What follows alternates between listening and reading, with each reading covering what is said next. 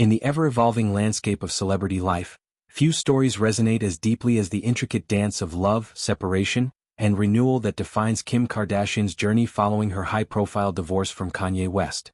As a woman who has built an empire from the ground up, transforming reality television stardom into a multifaceted business phenomenon, Kim's recent candid revelations offer a raw, unfiltered glimpse into the complexities of raising 4 young children amid the remnants of a once tumultuous union. Her words, shared in an intimate conversation that peeled back the layers of public speculation, underscore a profound commitment to stability, emotional resilience, and the unyielding bond of parenthood. At the heart of Kim's narrative lies the daily rhythm of motherhood, a role she embraces with fierce dedication. North, her eldest at 12 years old, embodies the spirited curiosity of adolescence, often channeling her creativity into artistic pursuits that echo her parents' own innovative spirits. Saint, the 9-year-old bundle of energy, brings a playful chaos to the household, his laughter a constant reminder of simpler joys amid the glamour. Then there's Chicago, 7, whose gentle demeanor and budding interest in fashion hint at the familial legacy she might one day inherit, and little Psalm, the 6-year-old explorer whose wide-eyed wonder at the world keeps the family grounded. These children, born from a love story that captivated the globe, now navigate a bifurcated world where 2 homes become the norm, and Kim stands as the unwavering anchor. "I raise the kids full-time," she articulated with a quiet authority that belies the emotional weight of her words. This isn't a boast but a statement of fact, a testament to the hands-on approach she takes in fostering their growth. From school runs to bedtime stories, from coordinating extracurriculars to mediating the inevitable sibling squabbles, Kim's days are a tapestry woven with the threads of routine and spontaneity. Yet, woven into this fabric is an intentional space for their father, a deliberate effort to nurture a great healthy relationship between the children and Kanye. It's a balance she strikes not out of obligation, but out of a deep-seated belief in the power of positive co-parenting.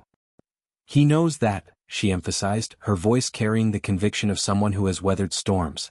"I push for it all the time, but I also protect them when it's time for that, and it goes in waves and phases. It's a lot of work." The ebb and flow of this dynamic is no small feat, especially given the unpredictable nature of Kanye's life. A visionary artist whose genius has redefined music, fashion, and culture, his existence is one of perpetual motion, tour schedules that span continents, creative retreats in far-flung locales, and a nomadic spirit that defies the constraints of a traditional family structure.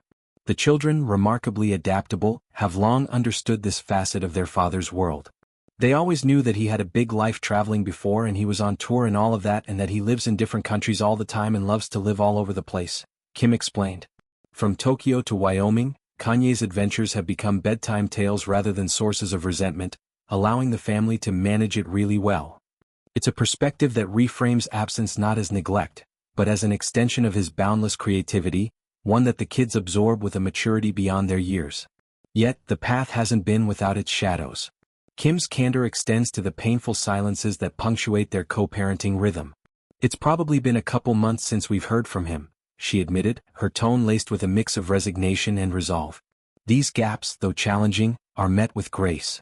Rather than filling them with frustration, Kim channels her energy into fortifying the children's sense of security.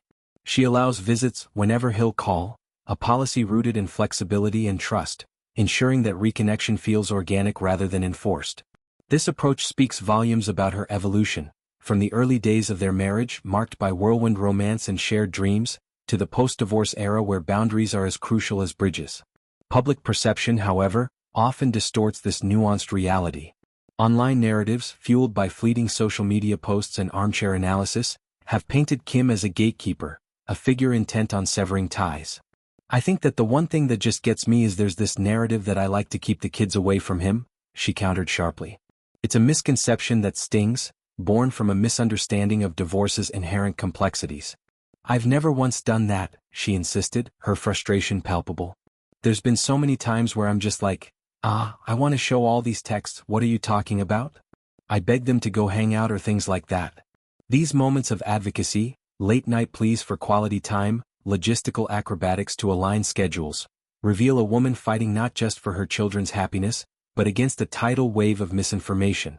The divorce itself, finalized 3 years prior, was a seismic event in the Kardashian West saga.